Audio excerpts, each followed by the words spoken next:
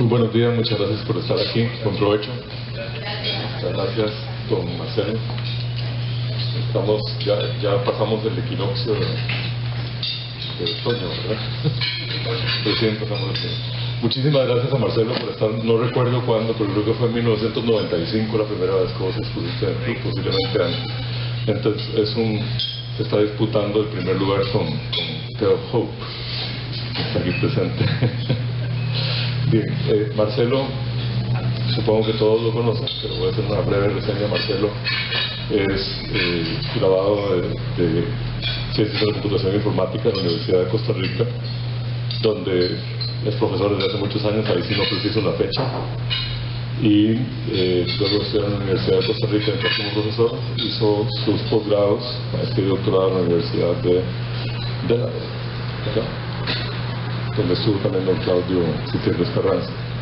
Marcelo trabajó principalmente en investigación en lenguajes de programación esotéricos, con lógica y orientación a objetos y cosas por el estilo, pero ha dedicado su vida de investigador principalmente a ingeniería de software. Considero que es la persona que más ha contribuido al desarrollo de la investigación en ingeniería de software en este país. Y parte de ese trabajo en investigación personal también lo ha hecho con sus estudiantes en el programa de maestría en, ¿cómo se llama ahora?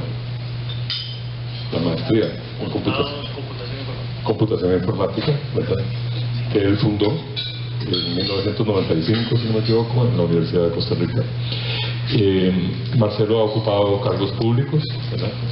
Nuestro exministro de Ciencia, Tecnología y Telecomunicaciones, y en la Universidad de Costa Rica ha estado vinculado a la investigación del posgrado, aunque también al grado, me imagino, de vez en cuando, ¿sí?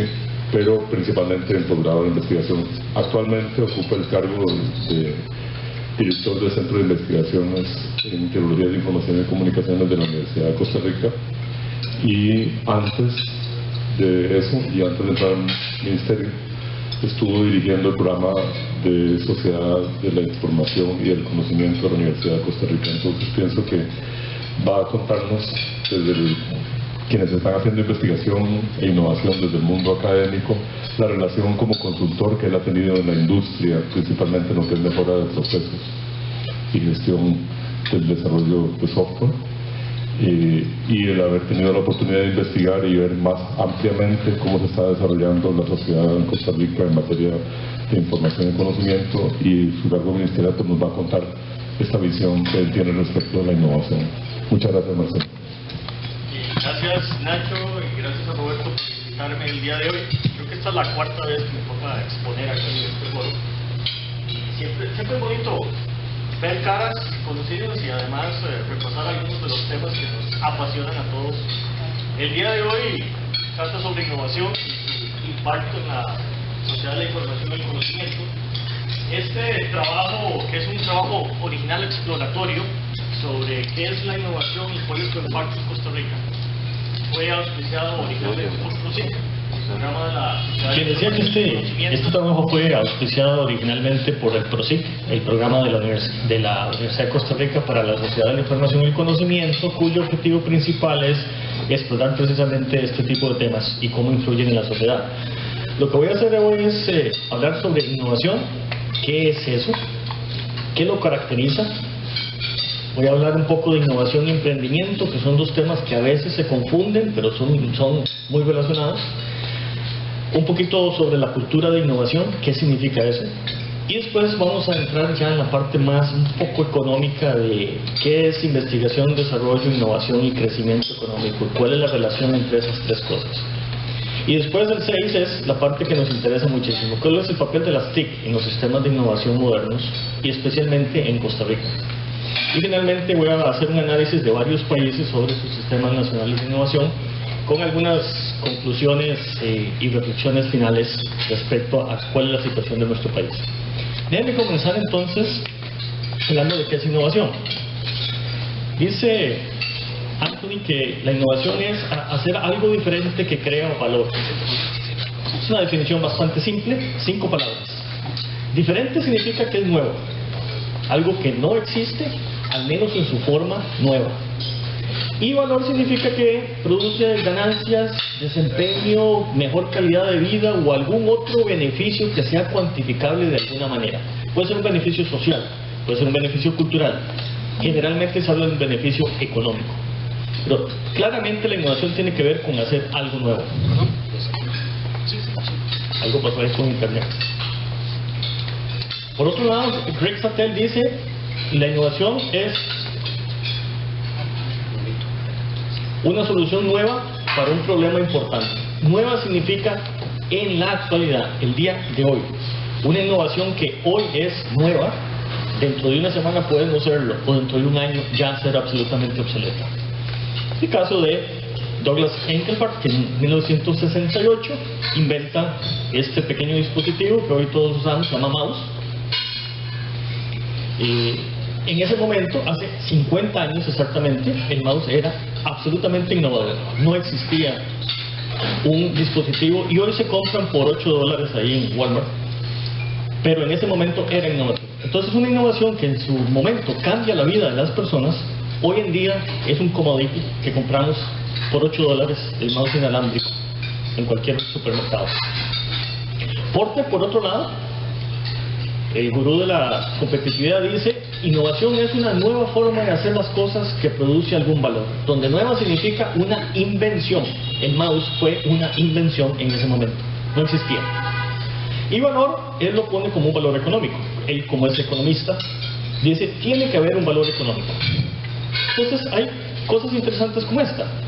El helicóptero de Leonardo da Vinci, este que está acá, él hizo el diseño y la idea conceptual, pero nunca lo construyó. La razón de eso es que la tecnología del siglo XV no permitía construir un helicóptero. Sin embargo, él tuvo la idea. Pero este diseño, esta invención que hizo Leonardo da Vinci hace casi 500 años, nunca logró un valor económico. Y por lo tanto, esa invención no se convirtió en una innovación. Hoy en día, en los años 50, cuando se perfeccionó la tecnología y se crearon los helicópteros, que hoy en día son comunes, entonces adquirió un valor económico. Entonces puede ser que pasen 500 años, o en este caso 450 años, para que la invención empiece a producir valor económico y se convierta en una innovación. Este es uno de los casos más extremos. Hoy en día el mundo gira más rápido, pero ese es el caso. Sin valor económico no hay innovación. Por otro lado, la OECD da una definición más académica de lo que es innovación. Dice: es la implementación de un producto o proceso nuevo, algo nuevo, significativamente mejorado de lo que ya existía, en donde hay un nuevo método de mercadeo, un nuevo método organizacional o de prácticas de negocio en general, o un esquema organizacional o relaciones externas de una organización. Entonces básicamente lo orienta a producto, proceso, mercadeo o algo organizacional que tiene que ver con procesos de producción del bien o el servicio. Esas 4 categorías. Y esto lo hace en el manual de Oslo, que es el manual oficial de la OECD, que ahora nosotros en Costa Rica estamos siguiendo, para caracterizar la innovación. Y el manual de Oslo lo que dice es exactamente qué es innovación y qué no. Y es una guía bastante detallada de cómo clasificar la innovación. Y ese es el que se usa actualmente para medir la inversión en innovación que hace el país, dado que estamos en el proceso de accesión a la OECD. Copiar cosas de otro país no es innovación. Copiar no es innovación, aunque tenga valor económico, porque no hay inversión. Si vos mejorás lo del otro país, ahí sí, pero tiene que haber ese producto o servicio, lo que sea, tiene que ser mejorado de alguna manera, tiene que ser algo diferente. Y ese algo diferente le da un valor agregado. Le da un valor agregado que crea ese valor. Sí. Si yo copio de otro país y aquí, si yo copio de otro país y aquí logro que esa invención crea valor que no pudo crear en otro lugar, eso sería innovación. Eso se clasificaría como innovación según el manual de Oslo. Inclusive una nueva manera de mercadeo. ¿Qué fue lo que inventó Steve Jobs con el iTunes en el año 2003? ¿Qué es el iTunes? Es una página web donde se vende música. Bueno, las páginas web ya existían y la música ya existía. ¿Qué fue lo que hizo Jobs en ese momento? Poner las puntas y cambiar la forma como se mercadeaba la música. que antes se vendía en el CD, o el disco aquel viejo, con 12, 14 canciones, y ahora se vende una a $1.99 por separado. Apple se deja 29 centavos y los otros 70 son de la disquera. Esa es una manera nueva de mercadeo. Eso es que no inventó nada, pero es una nueva manera de mercadear un producto que ya existía. Entonces puede ser que vos te inventes una nueva manera de mercadear un producto en Costa Rica que ya existe. Eso fue lo mismo que hizo Uber. ¿Qué inventó Uber? Nada. No inventó nada. Lo que hizo fue una aplicación que pone la demanda con la oferta y los clasifica en una bonita interfaz. Pero los taxis existían desde hace más de 200 años, pero no eran carruajes. Y hay innovación en el concepto de plataforma. Exacto. En realidad lo que hizo iTunes y lo que hizo Uber es crear una plataforma con diferentes actores que caminan y que tiene gobierno. Correcto. Es una nueva manera de mercadear productos o servicios. Servicio de transporte, producto, música. También se puede decir que inventaron un nuevo modelo de negocio. Absolutamente. La música creó un nuevo modelo organizacional que era vender la música por internet. De hecho, después vino Spotify e innovó, porque ahora yo no compro música en iTunes, ahora la alquilo en Spotify. Entonces ya no la compro, la alquilo a $8.99 por mes. Eso también es innovación, es una nueva manera de mercadeo del mismo producto, exactamente el mismo producto, en el mismo formato.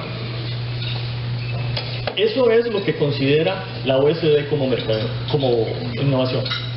Por otro lado, el Foro Económico Mundial dice, bueno, ok, la innovación es la comercialización exitosa de ideas novedosas. Estas que estamos comentando aquí son ideas novedosas, son ideas de comercializar productos ya existentes, incluidos productos, servicios, procesos y modelos de negocio, las 4 cosas que define la OSD. Comercialización significa valor económico, esto que estamos hablando. Y novedosa significa que es novedosa, ya sea para la empresa, el mercado o el mundo, o Costa Rica. Puede ser para mi empresa, el mercado o el mundo. Aquí y me saco esta cosa.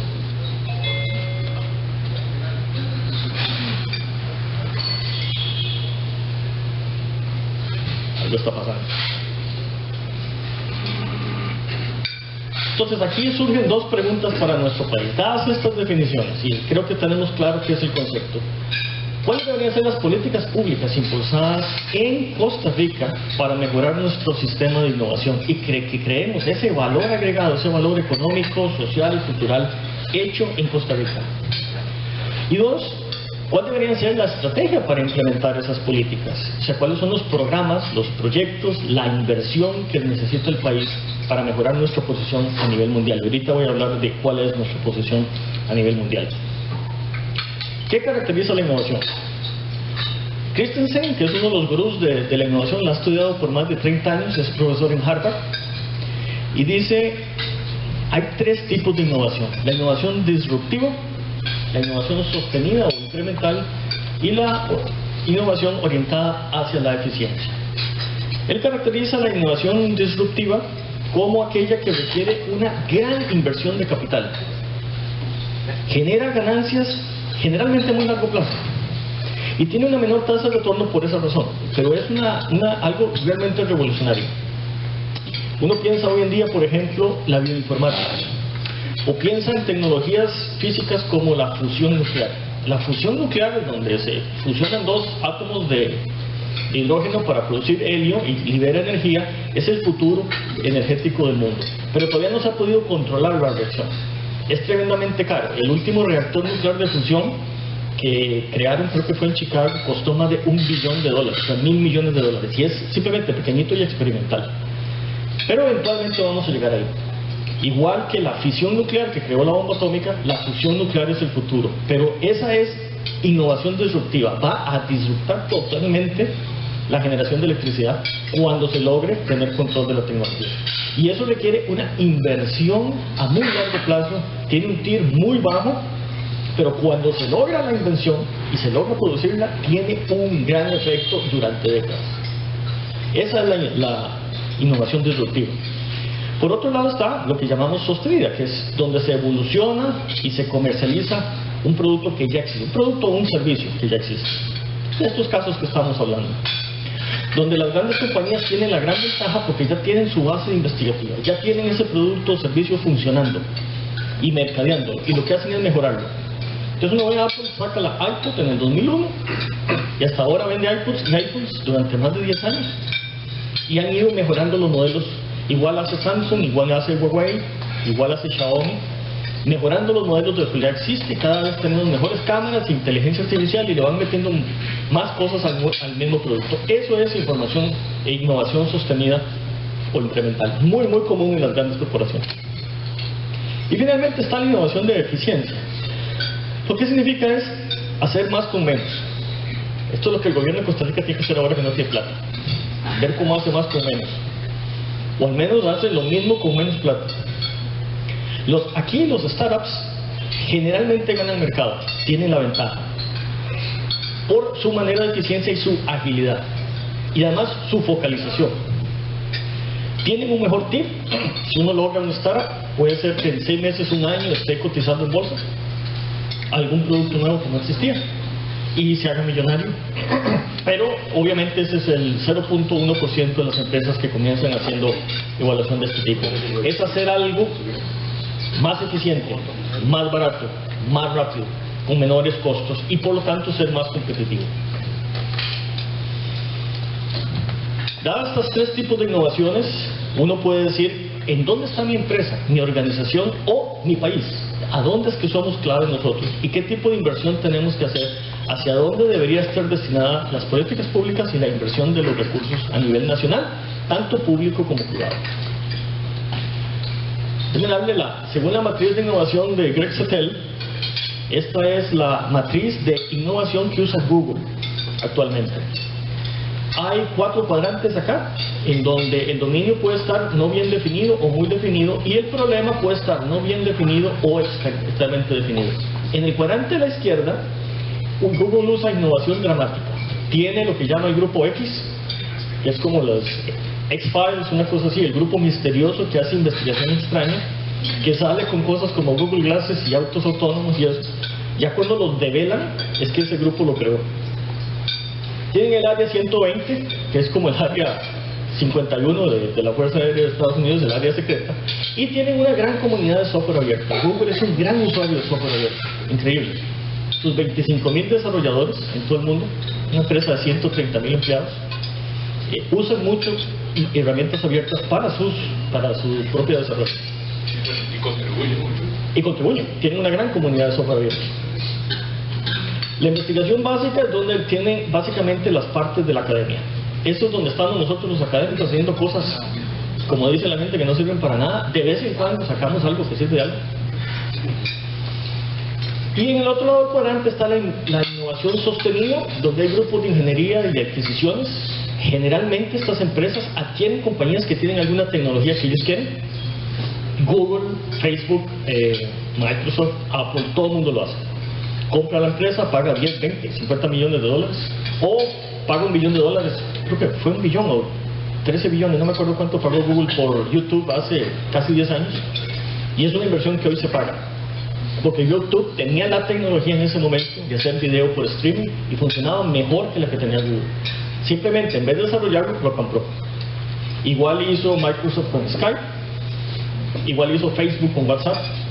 Entonces, eso es muy muy común entre las grandes corporaciones. Y finalmente está la innovación disruptiva, que es, Google usa lo que llama la regla del 20, alguna gente 20-80 o 80-20, que es cada colaborador de los 130.000 que tienen dedican el 80% a los proyectos y actividades que tienen asignados, y el otro 20% a otras actividades fuera de sus proyectos. Algunas de esas son ideas innovadoras nuevas que después se convierten inclusive en spin-off o startups dentro de Google, y ha sido muy muy efectivo. Y tienen por supuesto Google Ventures, que es la cosa extraña, por ejemplo poner globos aerostáticos alrededor del mundo para llevar internet a zonas rurales, cosas de ese tipo, que son innovaciones disruptivas si logran pegar a largo plazo. Entonces, esto es más o menos como Google trabaja. Las grandes corporaciones que invierten grandes cantidades en investigación y desarrollo pueden tener una pata en cada uno de los 4 cuadrantes. Pueden darse ese lujo. Son suficientemente grandes para hacerlo. Y ese es el caso, por ejemplo, de Google. No todo el mundo tiene esa capacidad. Entonces, si uno es una empresa más pequeña, uno tiene que ver a dónde está enfocado. Y además, si puedo hacer, por ejemplo, investigación básica, ¿con quién hace la alianza? Por ejemplo, una empresa con una universidad o un centro de investigación. Eso se ha dado en el país. A nivel de agricultura, por ejemplo, es muy dado. Si uno ve cómo evoluciona este proceso, desde la teoría hasta la práctica, desde el valor puramente académico de una publicación en una revista científica hasta un valor comercial, o sea, un valor económico en el mercado, algo que se pueda vender, que alguien quiera comprar. Generalmente comienza con investigación básica, con un uso potencial, y en algún momento se convierte en algo aplicado. Entonces uno ve cómo esa tecnología se aplica a algo. Inteligencia artificial es el mejor caso. Tenemos desde 1956 el tema de inteligencia artificial acuñado por John McCarthy en Dartmouth College en 1956. O sea, ha existido por casi 70 años. Y se hizo mucha investigación básica al respecto en universidades, centros de investigación en muchos países. Y eso se convirtió en mucha investigación aplicada. Y hoy vemos las aplicaciones de inteligencia artificial. Estimación, por ejemplo, recomendaciones para compras, reconocimiento facial, reconocimiento de huellas digitales, reconocimiento de voz, toda clase de cosas. Eso es investigación aplicada. ¿Qué desarrolla? Productos y procesos que generalmente se convierten, algunos de ellos, se convierten en algo que se debe desarrollar, se debe fabricar, ya sea hardware, software o un servicio, o una mezcla de esas tres cosas, y eventualmente se comercializa. O la empotran, por ejemplo, en teléfonos celulares. Entonces hoy el teléfono Huawei que ando ahí, le hago propaganda, no importa, tiene 3 cámaras. Es más, tiene 4, tiene 3 frontales y una frontal y 3 frontales y una para atrás, para selfies. Y entonces hace fotos en 3 dimensiones y le reconocen la cara y hace un montón de cosas. Eso es un producto comercializable de una investigación que comenzó posiblemente hace 70 años y hoy está viendo sus frutos comerciales. Empotrada en hardware, tal vez uno no se da cuenta, pero eso ha sido un desarrollo de décadas. Y en este proceso pueden surgir muchas spin-offs o empresas, ya sea de la academia o de la industria. Y ese es como se crean las spin-offs, que son a veces hijas de empresas que ya existen, o spin-offs a través de las universidades y los centros de investigación, o en asociación, en consorcio con esas dos cosas. Entonces, ese es más o menos el proceso que uno ve.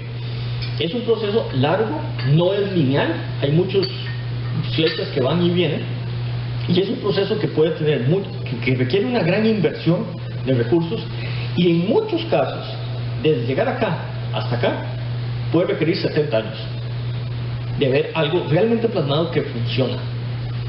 Y obviamente la inversión de muchos actores a través del tiempo. ¿Dónde florecen los ecosistemas de innovación? ¿Qué es lo que se requiere para tener un ecosistema nacional de innovación? Se requiere una fuerza laboral con buenas habilidades y destrezas. Eso es lo primero. Recurso humano. Bueno, Costa Rica la tiene, una educación universitaria favorece, sin embargo, las ciencias sociales, 69% de los graduados, más de 2/3, son en ciencias sociales, y únicamente el 14% son en ingeniería. Si uno le agrega la gente de ciencias médicas, eso llega más o menos al 26%. Es un número muy bajo. Tenemos una débil educación técnica, desalineada con las necesidades industriales de hoy en día, y una educación secundaria, 133 colegios técnicos que hay, es 60% más caro que un estudiante de los colegios secundarios académicos. Entonces tenemos una educación privada, pública, que tiene más o menos el 92% de los estudiantes del país están en algún colegio, escuela o colegio público. Y de esos, los resultados son que son caros, y los resultados medidos con el examen PISA no son buenos. Entonces ahí estamos cogiendo. Segundo, hay que proveer un ambiente sano de negocios que incentiva la inversión en tecnología y el capital basado en conocimiento, y le da valor a ese capital. Apple es la empresa más valiosa del mundo. Ahora voy a dar algunos números de Apple. $1 trillón vale.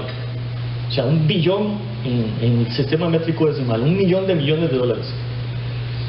No porque tenga grandes activos, sino por el conocimiento que tiene y el posicionamiento de mercado. Y eso es un valor intangible. Eso lo valora la Bolsa de Valores de Nueva York, Nasdaq. Pero eso en Costa Rica no se valora mucho, no tiene un valor claro.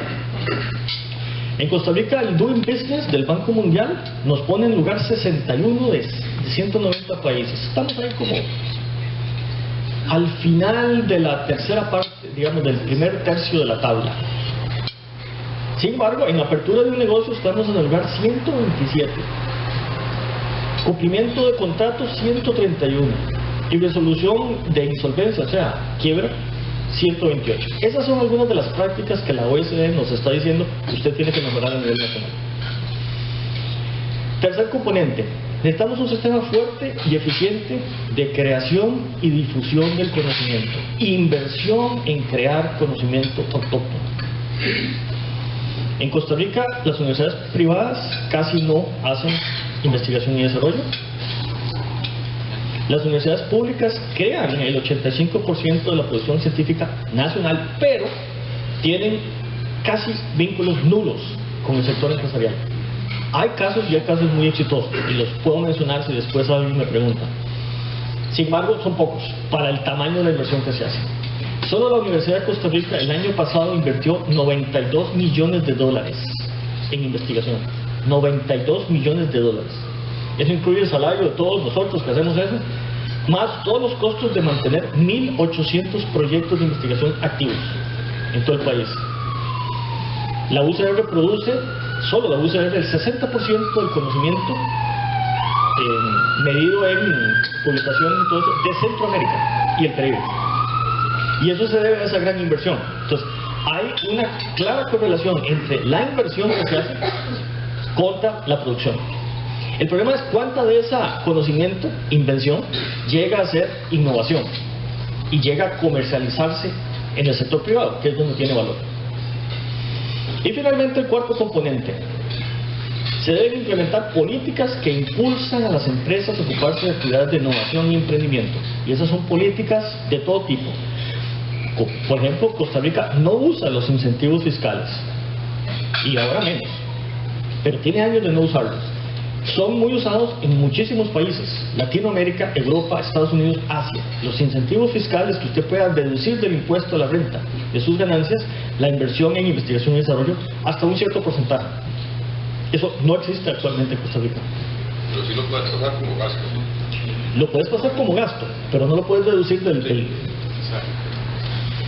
Si no son en renta grabada.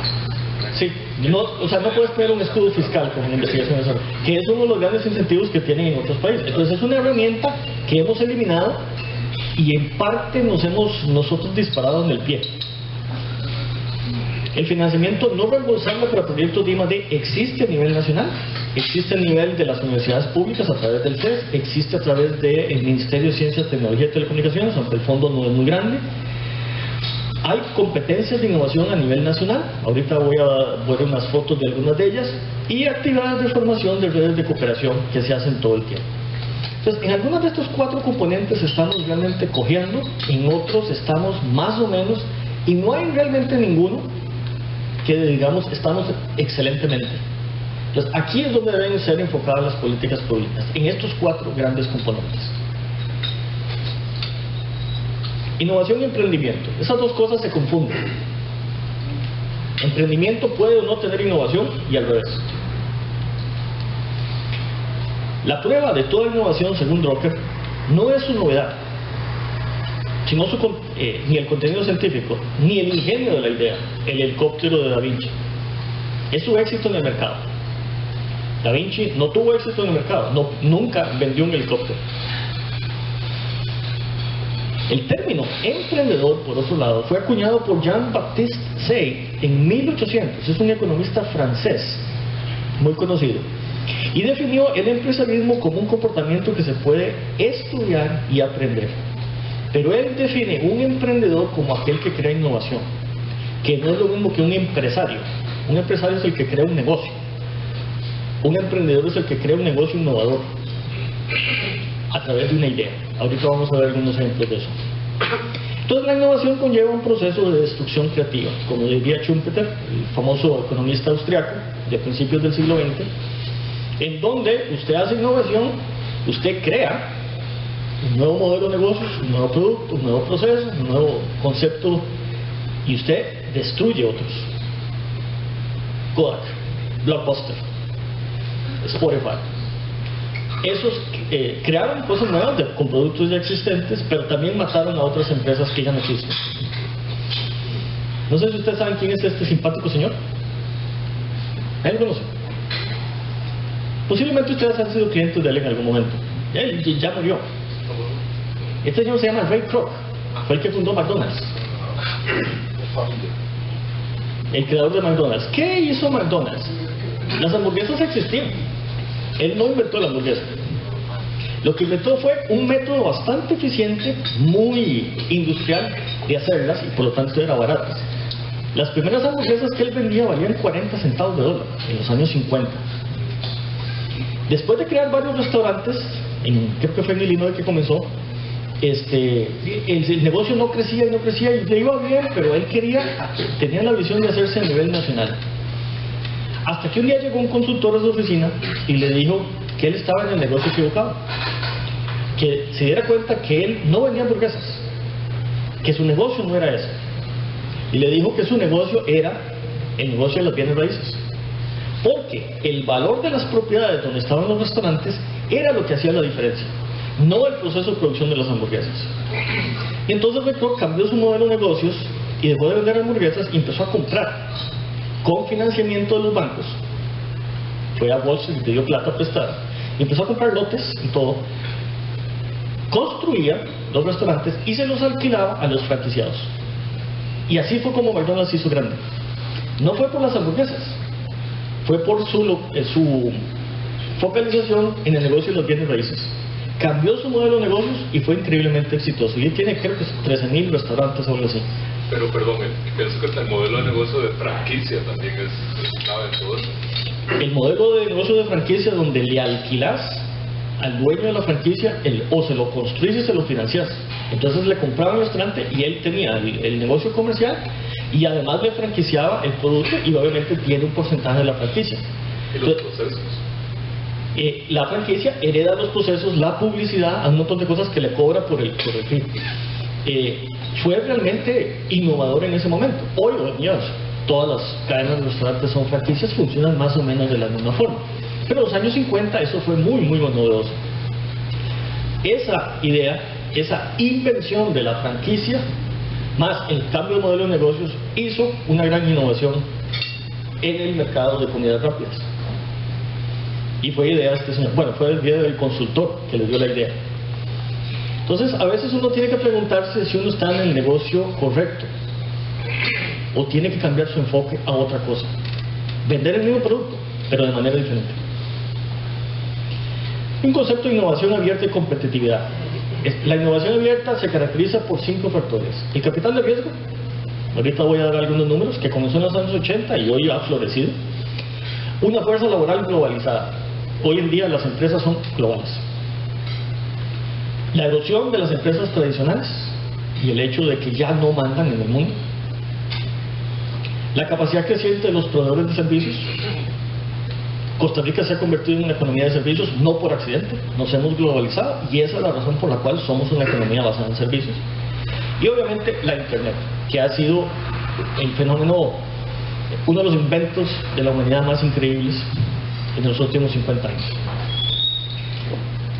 Todas las empresas de grande tecnología practican la innovación abierta. IBM con Watson, Microsoft con Kinect, Amazon con Amazon Web Services, Apple con el SDK del iPhone, Google Maps y Android y los demás productos de Google. ¿Qué significa? Que ellos tienen una plataforma que yo puedo usar, y esa plataforma crea un ecosistema de empresarialismo, de creadores de empresas, de geeks, de académicos, de inventores, de agencias de publicidad, de entrepreneurs, de agentes de cambio, empresas de tecnología e inversores que le meten plata a esos startups que usan esas plataformas, y a veces terminan siendo adquiridas por las mismas empresas, o a través de esas plataformas desarrollan sus propios modelos de negocio. Eso es innovación abierta, porque la gente está contribuyendo a partir de plataformas que son abiertas. No son gratis, pero son abiertas, en el sentido que las puede usar mediante APIs. Y eso ha sido muy valioso. Noten que todas esas empresas son empresas de tecnología. Este concepto de innovación abierta viene de las grandes corporaciones y ha sido un cambio en el modelo de negocios. ¿Quién iba a pensar que hace 40, 50 años IBM, con el dominio de mercado que tenía, iba a hacer este tipo de cosas? Se iba a meter en Linux, por ejemplo, o iba a poner disponible Watson a no sé cuántas empresas para vender servicios. Era impensable. Y hoy en día son uno de los precursores de la innovación abierta. ¿Por qué? Porque lo que hace es despertar el talento globalizado en todo el mundo, de esos millones de geeks, investigadores, desarrolladores que están en el mundo, haciendo que este ecosistema florezca. Y mientras ese ecosistema se hace más grande, estas empresas, todas ellas se benefician. Pues ahora no es la creación de valor para mí, es la creación de valor en el ecosistema, que lo hacemos más grande, que florece y todos nos beneficiamos. Y ese concepto es un concepto, si quieren, socialista, de cooperativismo, de hagamos esto más grande para que todos ganemos. Y es algo muy bueno, porque ahí nos podemos montar como país. Pues solo la industria de la tecnología de internet, o sea, las farmacéuticas, esa gente sigue con los modelos cerrados. Las farmacéuticas todavía no se han abierto tanto. No conozco bien exactamente, no es mi área de investigación, pero yo entiendo que hay plataformas biotecnológicas que tienen ciertas bases de datos y ciertas cosas que vos puedes accesar de manera abierta, de tal manera que puedas hacer experimentación, por ejemplo. No conozco mucho, pero se han abierto, pero muy poquitico. No conozco de otra industria que sea tan abierta como la industria TIC, y eso es algo muy bueno para nosotros. Pero sí hay esos mismos actores, ¿verdad? Sí ofrecen créditos para investigación, o sea, básicamente acceso gratuito a investigadores de las áreas de la área de bio, por ejemplo, la química, sísmica, etcétera, para que puedan correr simulaciones, hacer análisis brutales de datos y demás, sin que tengan que invertir en infraestructura ni en costos para hacerlo. Entonces hay mucho aporte, digamos, que sí les permite cierta forma de cooperación. Sí, alguien que lo ha hecho muy exitosamente, la NASA. La NASA pone imágenes espaciales y para que los astrónomos y físicos de todo el mundo las vean, las analicen y hagan investigación al respecto. Las ponen gratuitamente. Uno no sabe eso, pero si uno está en esa área, uno recibe las imágenes. Ahí el CIGEF en la UCR recibe las imágenes de la NASA, de los satélites geoespaciales. Y es bastante interesante porque puedes hacer, eso totalmente abierto, y puedes hacer con ello cualquier investigación que quieras. El Departamento de Defensa también. El Departamento de Defensa. Ellos hacen y después lo abren. El Instituto Nacional de Salud de Estados Unidos, que ahorita voy a mencionar. O sea, sí hay cierta apertura, pero no ha sido tan, digamos, innovativa como el área TIC, que sí ha sido revolucionaria. También en la parte de hardware se está viendo a ese modelo. Ahí no conozco, más bien te preguntaría. Esta gente de Italia con Arduino abrió un modelo de programación y de toda una parte entre la parte eléctrica y nosotros, lo electrónico, ¿verdad? Que nosotros no somos tan, ¿verdad? Y es un IDE para poder interactuar nosotros los informáticos que no sabemos tanto de la parte electrónica, ¿verdad? Y ahora está teniendo un boom con robótica, con IoT y el modelo abierto. Modelo abierto, eso es innovación abierta, es decir, dar una plataforma para que toda la gente quiera explotarla y hacer su empresa, montar su negocio. Incluso hay una empresa que ya está vendiendo cosas basadas en Arduinos, o sea, basaron todo en eso, ¿verdad? Y ya tienen sus dispositivos de IoT y son abiertos, incluso usted puede comprar los dispositivos y les carga un Arduino y les cambia toda la programación interna, porque son completamente compatibles. Eso es tener una plataforma abierta para fomentar la innovación. Microsoft lo está haciendo con 3D printing y tienen una plataforma súper exitosa. Y nuevamente estamos hablando de empresas TIC que son muy dadas a hacer esto, por dicha. Yo creo que en ese sentido somos líderes en el mundo. Porter dice hay 5 fuerzas que definen el posicionamiento competitivo de una organización. El poder de negociación de los clientes contra la empresa. La rivalidad entre las empresas. Obviamente uno ve la rivalidad, por ejemplo, entre las 4 o 5 grandes empresas de Internet hoy en día. La amenaza de nuevos entrantes. Eso en el área TIC es increíble. Los nuevos entrantes están ahí y se cuentan no por decenas ni cientos, sino por miles o tal vez decenas de miles. El poder de negociación de los proveedores y la amenaza de productos sustitutos. Esa es una de las más grandes para algunos casos. Productos sustitutos, la cámara digital con la cámara tradicional, o los videos de streaming de Netflix contra el CD físico para ver películas. Y resulta que en TICs, las TIC están haciendo disrupción en las 5 fuerzas. Entonces uno ve como, por ejemplo, las TICs le da a los clientes el derecho a escoger. Entonces hoy yo puedo escoger cómo saco esta videoconferencia acá. Herramienta pagada, no pagada, tengo opciones. Antes no las tenía. Algunas gratis, otras no importa. Pero tengo opciones, yo escojo. Si yo hago una llamada internacional, yo escojo cómo la hago. Skype, WhatsApp, Facebook. Yo he encontrado personalmente que la videollamada de Facebook funciona perfectamente. A través del Messenger de Facebook. Es perfecta. Funciona mejor que Skype y que WhatsApp. Y es gratis. Y está en todo el mundo, excepto en ciertos lados.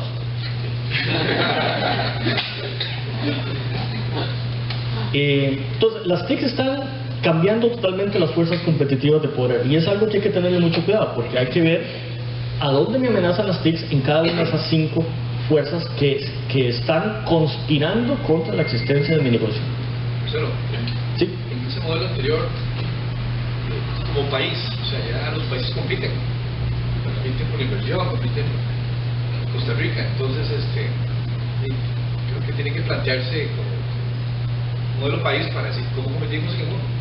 ¿Cómo competimos y en qué áreas? Y ahorita voy a hablar un poco del sistema de innovación nacional de, si nosotros tenemos aquí empresas nacionales que están compitiendo en el mercado y están siendo amenazadas por estas 5 fuerzas, ¿cómo hacemos para que prosperen, crezcan, se hagan más grandes y más fuertes? Y los gringos tienen un dicho que es algo así como, hazte grande o muere, lo cual no es exactamente correcto. Sin embargo, es la tendencia de Estados Unidos de hacer las empresas lo más grandes posible. Entonces uno ve las grandes adquisiciones, ¿verdad? Y uno ve a AT&T, una empresa de $100,000 millones, comprando a AOL Time Warner, que es la empresa de contenidos. Y ahora tienen la comunicación y los contenidos. Y es la compra más grande en la historia del mundo. Ese tipo de soy grande y me voy a hacer más grande uniéndome al que tiene el contenido, puede ser que funcione, puede ser que no. Pero lo que está viendo ahí AT&T es que que ellos tienen que diversificar su negocio por la competencia del mercado. De hecho, MIT le agrega la parte de Porter en sustitutos del tema de convergencia, precisamente porque ahora los competidores vienen de cualquier otro mercado menos del tuyo. Exacto. Por el tema de que las barreras para poder meterse en segmentos que no eran los tuyos, la convergencia lo obliga. ¿Quién iba a pensar que Apple se iba a meter en el mercado de productos de consumo? iPods y iPhones y esa cosa. Apple eran computadoras y se metió en ese mercado, después se metió en el mercado de la música y hizo disrupción. Entonces muchas veces estos productos sustitutos o servicios sustitutos vienen de empresas que no están en el segmento del mercado en el que uno está y uno no la vio venir hasta que la vio. Ese es un problema. Entonces lo que dice Porter es debe ver cómo las TICs hacen que usted sea amenazado de lugares que usted no pensaba, y hoy en día inclusive de países que usted no pensaba. Ahorita voy a dar algunos números de países.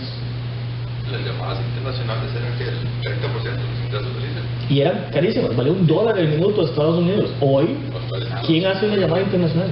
Yo tengo como 10 años no hacer una y no la voy a hacer.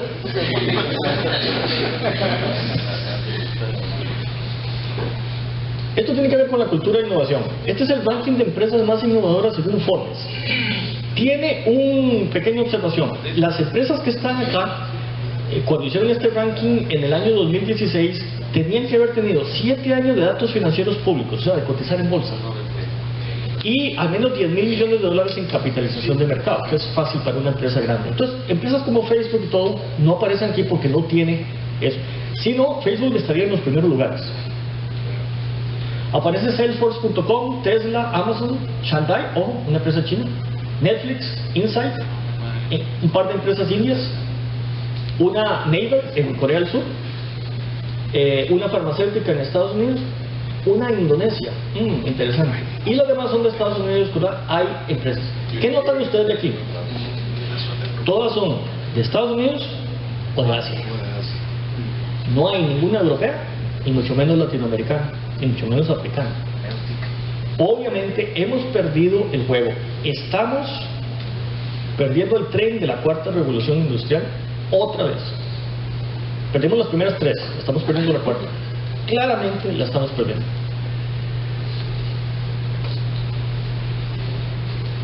¿Cómo no perderla? Tenemos que invertir en investigación, desarrollo, crear innovación y con esa innovación hacer crecimiento económico. Es la única manera. Esa es la receta de los países. Vean estos números. En Costa Rica, el valor de una hora de trabajo promedio, el tico trabaja 2.350 horas por año en promedio. Es el más alto de la OECD, solo por abajo de México. En número de horas trabajadas por año, los alemanes están en 1.650 horas, pero son increíblemente productivos. Los mexicanos están en 2.400 y producen menos que los alemanes. ¿Qué está pasando?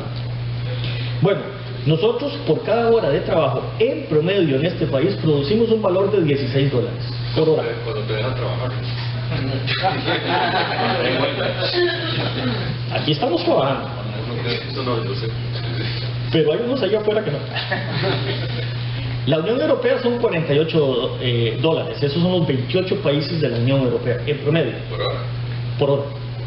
El G7, $55 por hora. Estados Unidos, $64 por hora. Es el más alto del mundo. Esto se llama la productividad. Es por hora invertida, que es un recurso, y los insumos que gas, electricidad y esas cosas, ¿cuánto producen valor? Vean que nuestra productividad es un cuarto de la de Estados Unidos. No solo eso, sino que está separándose. Estos países de Estados Unidos, el G7, la Unión Europea, muchos son los mismos, y la OECD, crecen a un nivel más rápido que Costa Rica. ¿Cuál es el problema de Costa Rica? Tenemos un serio problema de productividad. No es porque seamos tontos o porque no trabajemos, es que nosotros, los insumos que usamos son caros. El petróleo, la electricidad, las cargas sociales, etcétera, etcétera, son caros. El proceso de producción que usamos tiende a ser ineficiente, poco automatizado, lento y caro, y poco escalable. Y el valor de lo que producimos no es muy alto, por hora. Entonces, por ejemplo, en este país hay 350.000 personas adultas que trabajan en la agricultura, pero es una agricultura de masa. El valor producido por caja de banana que se exporta a granel no es muy alto. No es lo mismo que producir, no sé, 500 líneas de código por día. Eso tiene un valor muchísimo más alto. Pero cuando uno lo promedia quedan $16. Entonces nosotros tenemos que invertir en investigación y desarrollo para, 1, ver cómo bajamos el costo de los insumos. 2, cómo eficientizamos el proceso, lo hacemos más automático, más rápido, más eficiente, más barato. Y 3, necesitamos agregarle valor a lo que producimos. Sea software, sea hardware, sean servicios, sea café o banano, lo que sea. Nosotros tenemos que agregarle valor a eso. Y la única manera de hacerlo es hacer innovación. Cuando uno innova, el valor de lo que produce crece. Si no, vamos a seguir en este problema. Y este problema lo tienen todos los países de Latinoamérica. Las políticas proteccionistas, como el azúcar y el arroz, es una maldición. Es una maldición. Eso es de lo peor que uno puede tener. Eso lo que hace es fomentar la ineficiencia, porque estoy protegido con un arancel del 47% del arroz importado, cuando hay alguien más que me lo produce más barato. ¿Y a quién están protegiendo? Pero en Estados Unidos la agricultura también es sumamente protegida, ¿y por qué ellos no los afecta como nosotros? Es correcto, porque tienen un sector agrícola muy grande, pero además recuerden que en Estados Unidos el sector agrícola es menos del 3% de la economía. Es muy, muy pequeño. tienen economías de escala increíbles. Entonces, por ejemplo, en Estados Unidos produce maíz muchísimo más barato que el que se produce en Costa Rica, por la economía de escala. El azúcar de Estados Unidos es más barato. Sin embargo, por políticas internas lo subvencionan. Los europeos también subvencionan. En Europa, en países como Alemania y el Reino Unido, cada vaca recibe $2 diarios de subsidio del gobierno. Pues son subsidios directos que puedes ver y medir, ¿verdad? Sí. Aquí el azúcar la pagamos casi 3 veces el valor internacional, pero nadie sabe cuánto le estamos subsidiando a los azucareros, ¿verdad? No se sabe, uno podría ver el tamaño del arancel, por ejemplo, del arroz importado y de los frijoles importados. El problema es si esa es la política pública adecuada, y podríamos pensar que no, que debe ser un mercado abierto, globalizado, y que sobreviva el que pueda. Sí, el problema es a quién desemplear, ¿verdad? Hay gente importando y pagando los aranceles y haciendo plata. Pues imagínate la plata que hacen los productores. Están locos. Los productores de arroz, ¿verdad? Pero, sí, arroz y azúcar. Y azúcar, es correcto. En el margen más el arancel. Sí, claro. Sí, cuando viene una de esas sequías y pierden la cosecha, les perdonan los préstamos de los bancos. Es una cosa terrible y todos estamos pagando eso. Yo no entiendo esas políticas. Esos $16, ¿cómo se comparan con otros países de Latinoamérica? Chile. Chile está por arriba, Uruguay está por arriba. Hay países que están similares como México. Es parecido a nosotros. México tiene un coeficiente Gini enorme, ¿verdad? En algunos lugares la empresa automotriz mexicana, por ejemplo, es muy productiva, pero hay otras cosas en México que son increíblemente improductivas. Entonces, es un país muy diverso. Brasil está un poquito arriba de nosotros, pero no mucho. Los países latinoamericanos no están muy arriba de esto. ¿Cuál es el papel de la investigación y desarrollo en este valor agregado? La tasa de retorno social de la I+D en Latinoamérica ronda entre 33 a 56% más o menos. En Costa Rica se ha estimado que puede ser 40% según Gustavo Crespi, alrededor del 34% según Ricardo Monge. Comparen eso con una tasa de retorno del 6% que se estima en la infraestructura física. Es decir, vamos a hacer la carretera Limón, cuesta $450 millones. La carretera San Carlos la va a costar 300, no sé cuánto, si la finalicen en el año 3000. La carretera Caldera costó 250 y ahora la ampliación va a valer como 400. El aeropuerto nuevo cuesta $1.200 millones. La infraestructura física es carísima, pero carísima, y tiene una tasa de retorno del 6%. Mientras que la investigación y desarrollo puede ser muchísimo más alta que eso, pero a más largo plazo. Y es algo no tan tangible. No es algo en lo que uno puede ir a cortar una cinta y tomarse fotos, ponerse el casquito como se ponen los políticos y van e inauguran la cosita. No, es algo muy intangible. Y hay plata botada en investigación y desarrollo. Por supuesto. O sea, esos 92 millones seguro votamos 80. Yo no diría votamos, puede ser que votamos en el sentido de que tal vez nos llega algo comercializable que produzca valor, fuera ya de un artículo científico o alguna exposición o la hablada de paja que yo me estoy echando aquí. Esta investigación que yo hice, y que los números que les voy a hacer ahora, le costó a la universidad, no sé, millones de colones, que me pagó a mí por hacer eso. Bueno, aquí estamos difundiendo el conocimiento, pero ¿qué valor tiene eso? Es difícil cuantificarlo. No sé, yo solía decir que la U botó la plata en esto, no sé. Pero digamos que no tiene un valor comercial. Mucha de la investigación es de ese tipo. Lo que tenemos que hacer es ver cómo lo comercializamos. Ahorita voy a hablar un poquillo de eso. Ahora, resulta que mientras más alejada esté el país de la frontera del desarrollo, la I+D tiene más impacto, porque uno está más abajo. Es decir, mientras más abajo esté, más puede mejorar. Sí, claro, es más fácil. Ese es el milagro de China, por ejemplo, que comenzó de muy abajo, de un ingreso per cápita que era la quinta parte de Costa Rica. Era la 20ª parte de Estados Unidos. Y hoy PPP es el país más grande del mundo. Y lo va a hacer en el año más o menos... El Banco Mundial había estimado que China le iba a pasar en economía nominal a Estados Unidos en el año 2042. Y desde entonces han revisado ese año y en este momento están en el 2027. Ahora el último número que vi es 2023. Trump está ayudando mucho. Sí, No me incites a hablar de... ¿Cuál es el nivel óptimo de la inversión en I+D en Costa Rica? Bueno, Crespi la estimó en 0.9 del PIB. Monge dice lleguemos a 2.5. Eso es más o menos la media de la Unión Europea o de la OECD. El valor actual está en 0.47 del PIB, que es más o menos el promedio en Latinoamérica. Pero otra vez, no es cuestión de arrimarle plata, ¿verdad? Hicimos con la educación. Exacto. Ese es un buen ejemplo. Uno le arriba plata a la educación, los diputados pasan la reforma constitucional en el 2010 y dice, pasemos del 6 al 8. 2% del PIB adicional, y va. Y además dijeron, tiene que dárselo en el 2014, el 8%. No hemos llegado al 8%, no hay plata. Pero no crearon los impuestos para pagar ese 2% del PIB. Lo que crearon fue déficit. Pero entonces fueron a la casa felices como los héroes nacionales que aprobaron la reforma del 8% de la educación. Pero tampoco creamos las métricas, que es parte del problema. Tampoco. Vamos a dar el 8%, pero ¿a cambio de qué? ¿A cambio de qué? Buena pregunta. ¿Qué le vamos a pedir a la educación? Que suba los resultados de PISA, que las universidades se involucren más en cuestión empresarial, que abran la admisión. Que gradúen los ingenieros que nos faltan. Que gradúen más ingenieros y más científicos en vez de científicos sociales. Nada de eso No, los diputados, reformemos, todos felices todos, y nos vamos para la casa. Y quedaron como los grandes héroes. Y parte del déficit fiscal de hoy es esa decisión.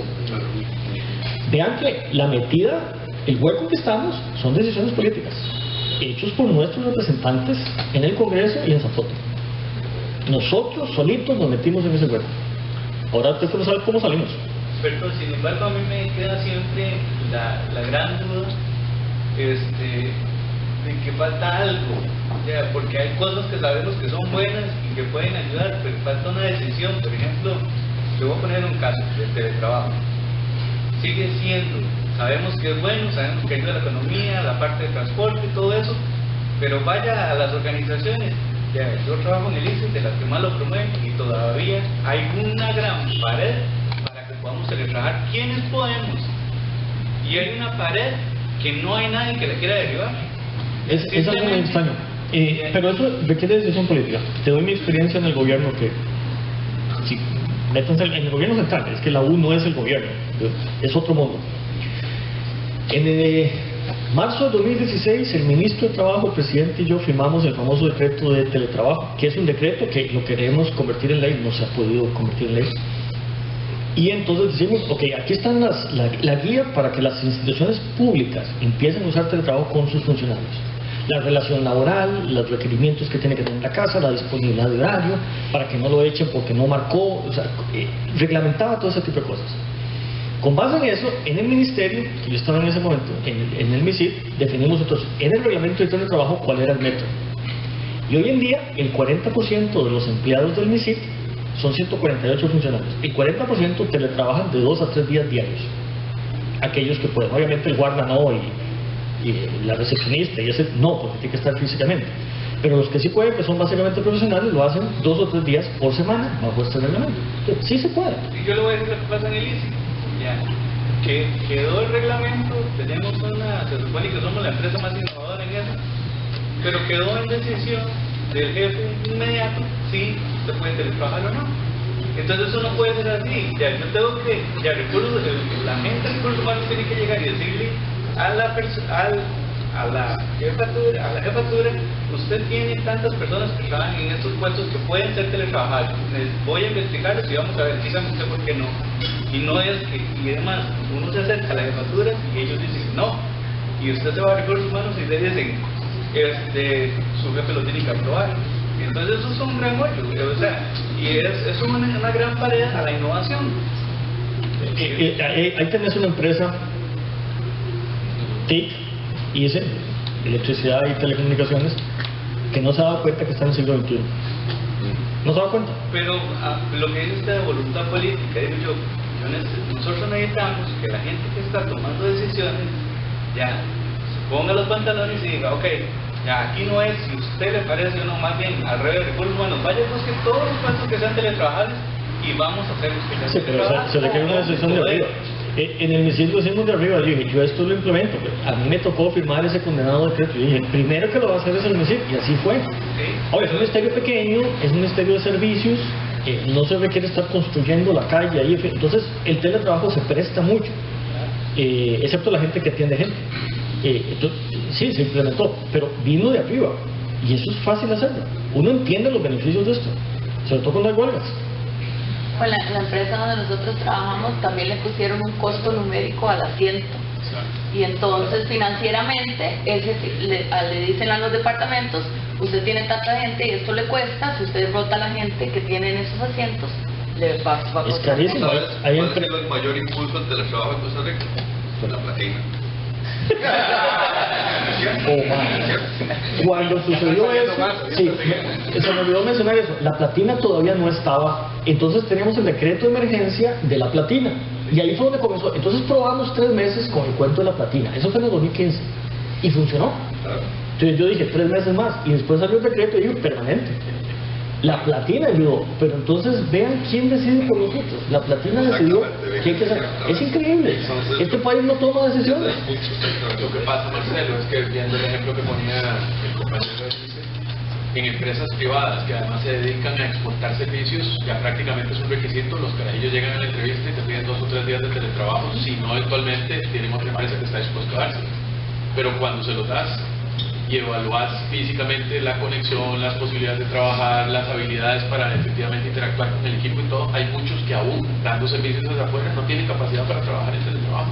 Entonces la política tiene que ir acompañada de todo el tema de liderazgo, de coaching, de métricas, para ver que efectivamente esa persona que está ahí está cumpliendo con lo que tiene que hacer, porque si no lo mandas a trabajar a la casa y lo que estás haciendo es mandando la totalmente ineficiencia hacia afuera. Es el caso de que sea vendible.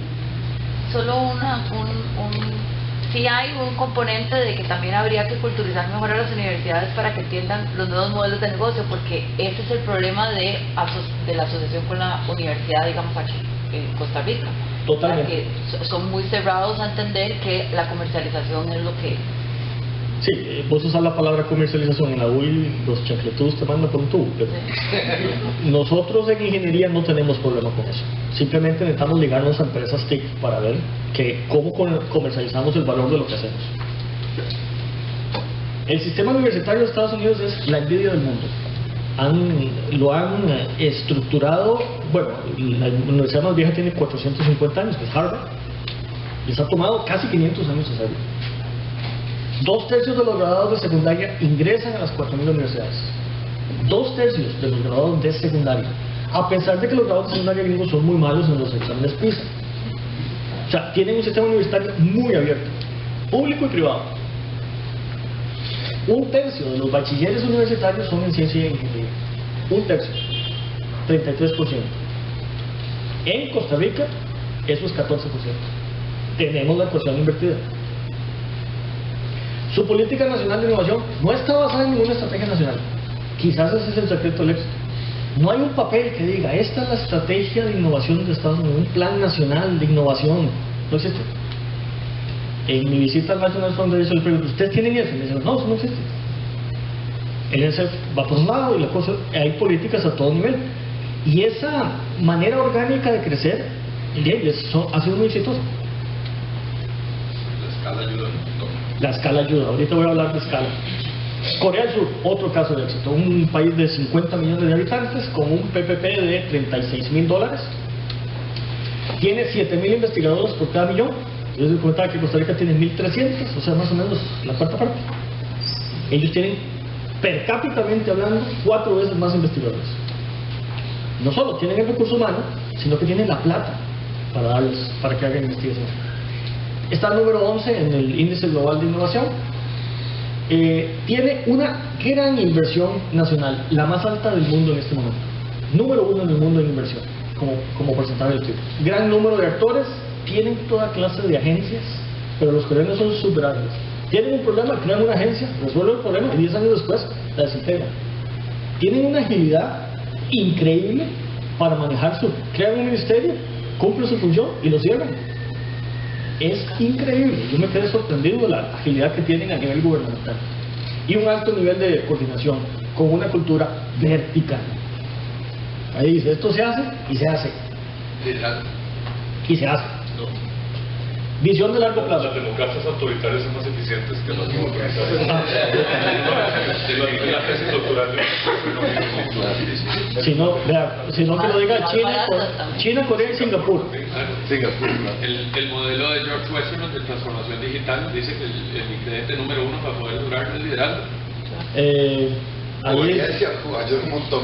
Si la gente obedece al líder, bueno, claro. Visión de largo plazo. El líder, el presidente Park, en los años 60 toma el poder por la fuerza, se queda gobernando Corea por 17 años y empieza esta gran historia de Corea del Sur en los años 60. Y eran mucho más pobres que nosotros. Mucho más pobres. Corea vivió durante 10 años, después de la guerra, de las limonas que le daba Estados Unidos. Una especie de plan Marshall para Corea. Y Park dijo, esto se acaba. Y empezó a invertir. Una de las cosas que hizo una carretera entre Seúl y Busan, que estaba en la parte de abajo, una carretera de 6 días. Y le dijeron, usted está, en los años 60, usted está loco. Hoy ustedes van y ven esa carretera y es una de las mejores carreteras del mundo. Y es la que ha permitido el transporte de Corea de norte a sur, que es un país como el doble de tamaño geográficamente que Costa Rica. Su nivel... Pagaron la deuda externa. Pagaron la deuda. Más bien es un país que ayuda internacionalmente. Tiene un nivel de madurez que sobrepasa la media de la OECD. Comenzó en los años 60 con el presidente Park a crear estas instituciones, el KAIST, el ETRI y el KISTI. Son universidades orientadas, por ejemplo, el ETRI hace electrónicas y son a nivel mundial. El ETRI desarrolló el primer protocolo de CDMA para celular, salió de ahí. O sea, están a ese nivel jugando en las grandes ligas. Pero esa inversión comenzó en los años 60 y la sostuvieron a través de dictaduras, democracias, toda clase de cosas. Envió recursos humanos a obtener grados avanzados. Actualmente hay 100.000 coreanos estudiando grados avanzados en ciencia y tecnología en Estados Unidos. 100.000. Es increíble el número. 7.000 investigadores por millón. Y tienen el Ministerio de Ciencia y Tecnología, que lo llaman MSIP, que significa Ministerio de Ciencia, Innovación y Planificación del Futuro. Así se llama el MSIP. Es encargado de definir la política, impulsa los clústeres. Ellos han definido la política de clústeres: el acero, los petroquímicos, los semiconductores y los astilleros son 4 ejemplos. Y ahí donde Corea han surgido empresas como Samsung. Creación de parques industriales y ciudades científicas. Las más exitosas son Panju y Daejeon. Panju está al sur de Seúl y Daejeon queda como 1 hora al sur, como a 100 kilómetros. Donde no había nada en los años 60. Yo vi las fotos, era una finca ahí. Y hoy usted va y es una ciudad de más o menos 7-8 millones de habitantes, totalmente digitalizada. Ciudades totalmente inteligentes con fibra óptica. Una gran inversión. Y clústeres estratégicos, inversiones públicas en nanotecnología, biotecnología y energías limpias. Ponen la plata, el 4.3% del PIB en eso. Una gran inversión. El sector privado pone el 70% del dinero. Nuevamente, nuestra ecuación en Costa Rica está invertida, pero nosotros necesitamos los incentivos para que la empresa privada lo haga. Los chabols o las grandes corporaciones salieron de esa inversión en los años 60. Ninguna de esas existía, como Samsung, Hyundai, Fosco, LG. Todas surgieron de ahí.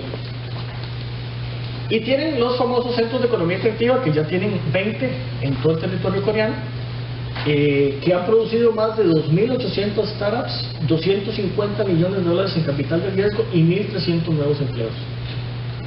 Nosotros queríamos crear aquí el Centro de Economía Creativa 1, aquí en Costa Rica. Es una especie de incubadora, pero una incubadora digital. Es bastante efectiva. Un inmenso éxito de su economía basada en innovación. Y finalmente, Uruguay, que se parece mucho a Costa Rica, un país de 3.4 millones de habitantes con un PPP de $21.000, está número 67. Está abajo de nosotros en innovación. Uruguay reformó totalmente su Sistema Nacional de Innovación en el año 2006, creó el gabinete ministerial, una gran reforma al CONICYT, creó la ANI, la Agencia Nacional de Innovación e Investigación, y creó nuevas instituciones de todo tipo y parques tecnológicos, con una gran inversión. ¿Qué fue lo que invirtieron? Seccionaron y dijeron, bueno, de este lado creamos la ANI, todo lo que tiene que ver con innovación y empresas, y de este lado dejamos la parte de ciencia y tecnologías en manos del CONICYT, que ya existía. Y seccionaron las dos cosas.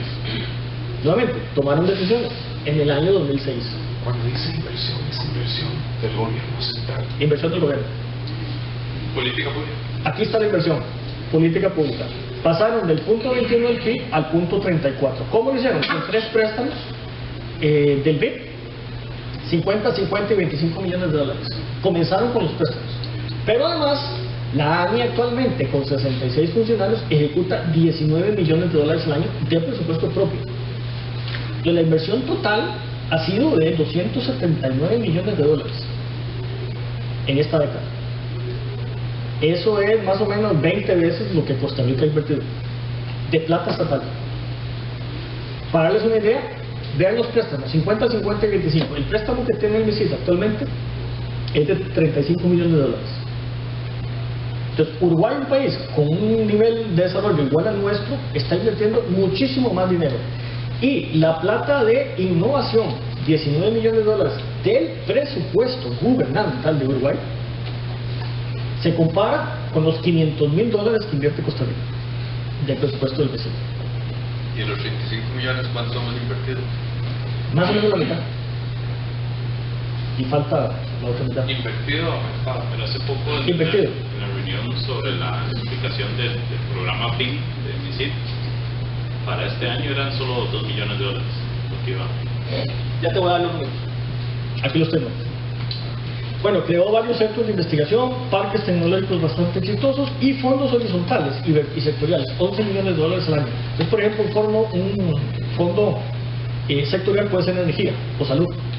Lo hace a nivel de salud. Costa Rica, 4.9 millones, ya nació el chiquillo número 5 millones. PIB per cápita 15.000, estamos en lugar 53, pero con una inversión muy baja.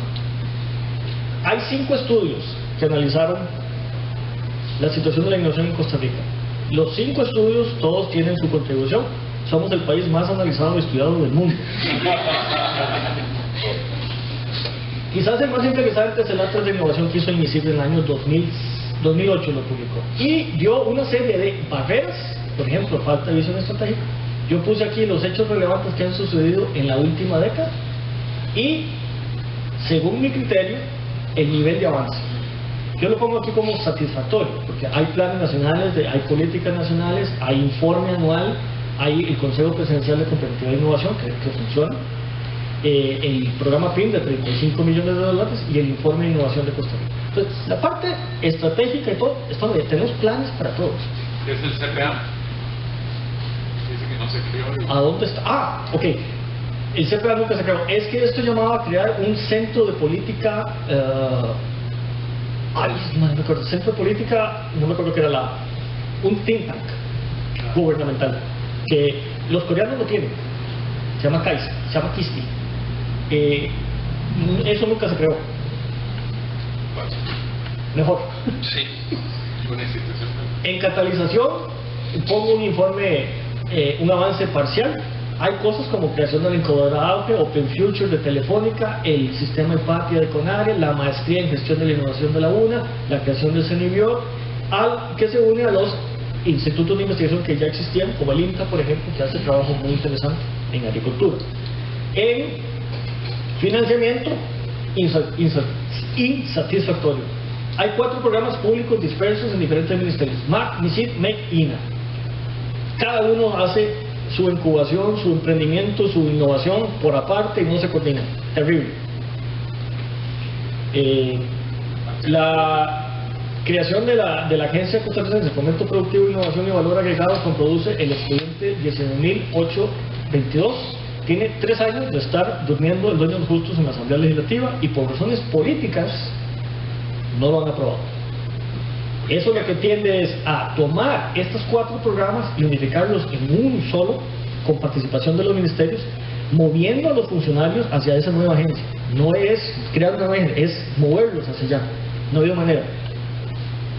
No ha habido manera. Hubo una huelga en el INA hace 2 años, ustedes se acuerdan, bloquearon la carretera y todo, porque los iban a despedir y no sé qué. El INA no ejecuta ese presupuesto y esta propuesta nuestra era utilizar la plata ociosa del INA. El INA recibe 200 millones de dólares al año de presupuesto que todos los empleadores de este país pagan y más o menos no ejecuta entre el 15 al 20%. No lo ejecuta porque no tiene capacidad. Y entonces tampoco es algo así como una institución de 1.200 funcionarios que no corta leña ni presta el hacha.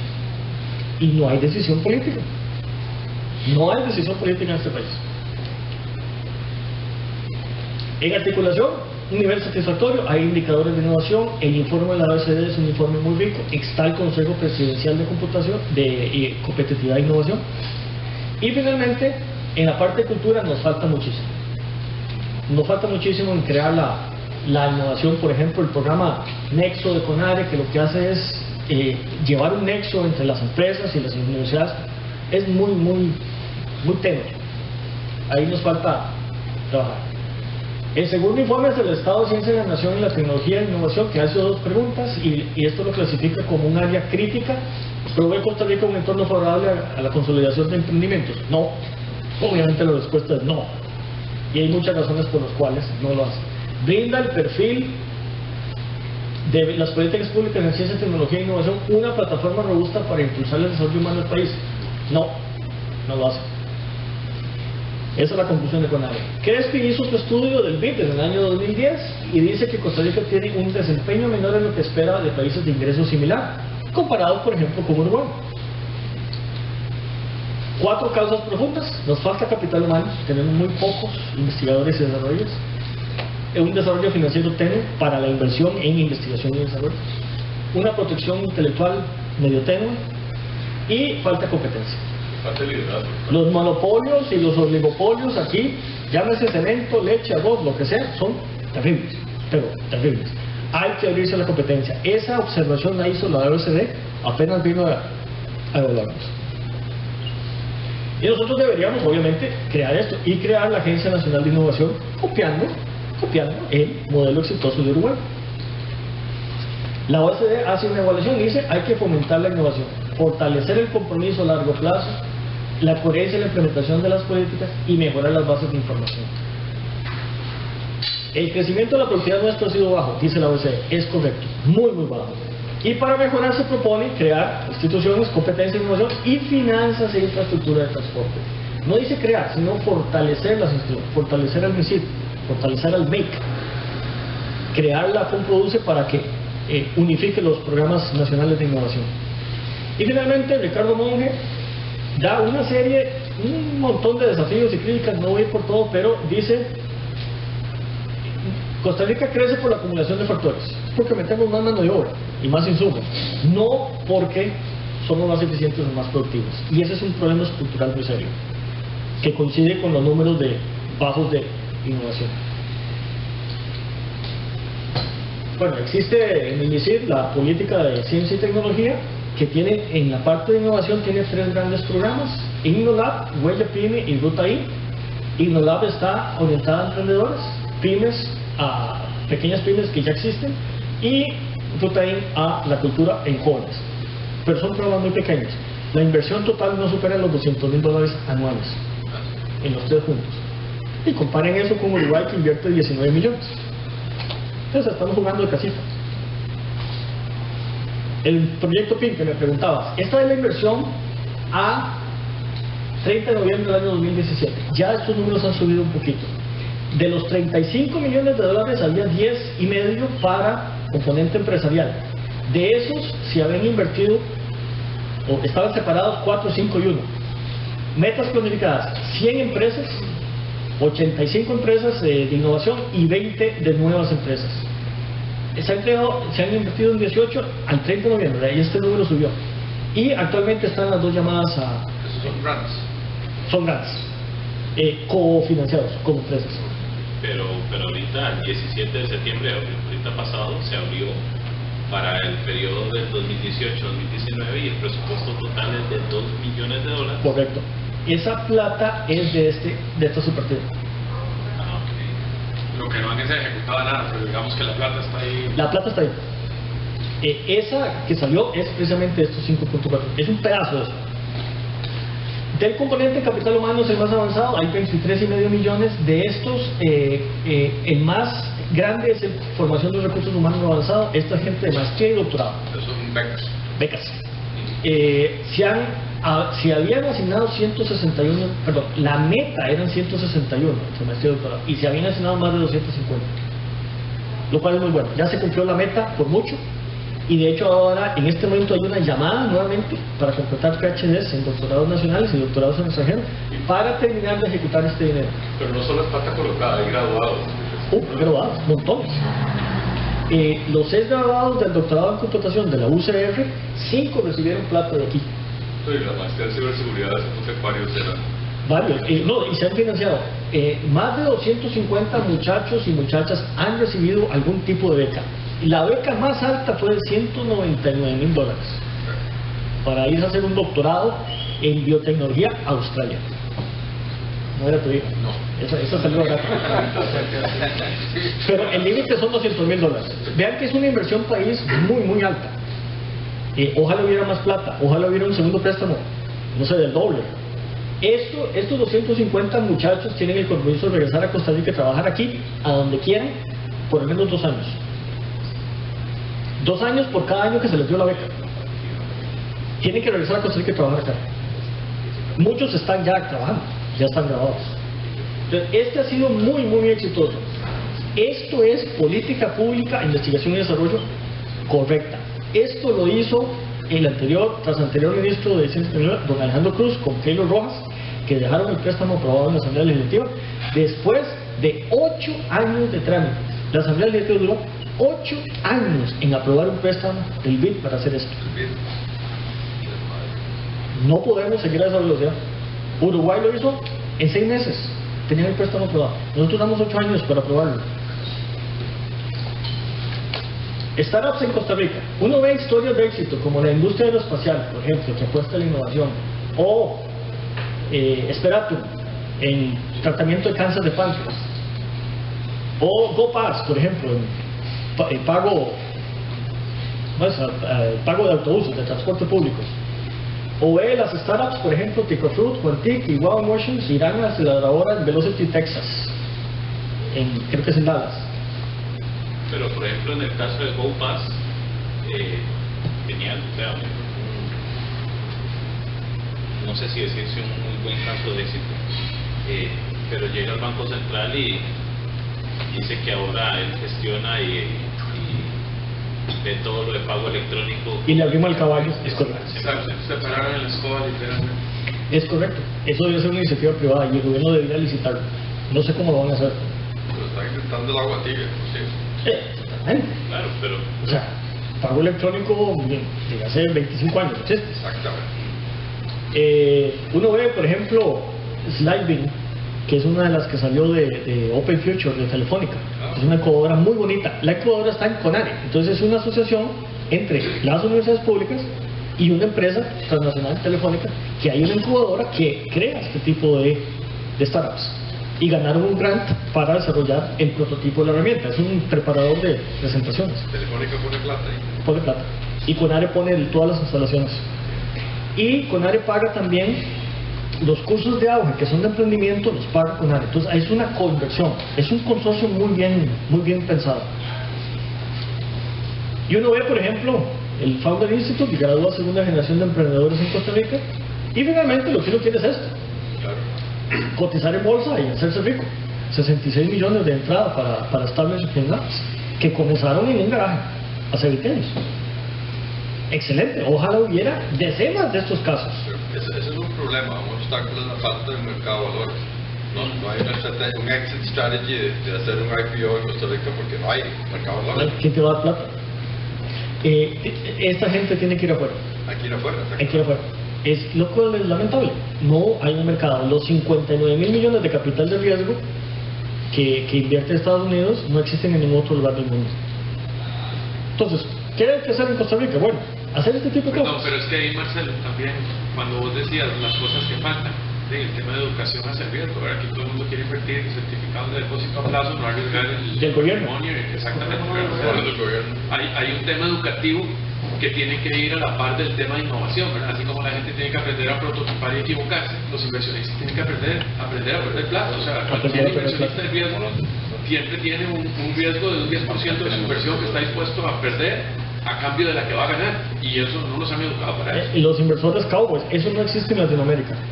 Son empresas familiares que quieren conservar y heredar su fortuna, pero un gringo dice, esto es $100 millones, voy a agarrar 20 y voy a echar esas, y los echa. Y si gana, gana, y si no, también.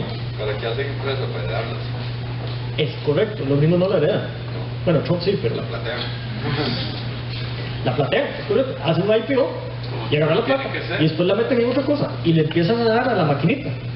Y si la pierden en pedazos, no importa.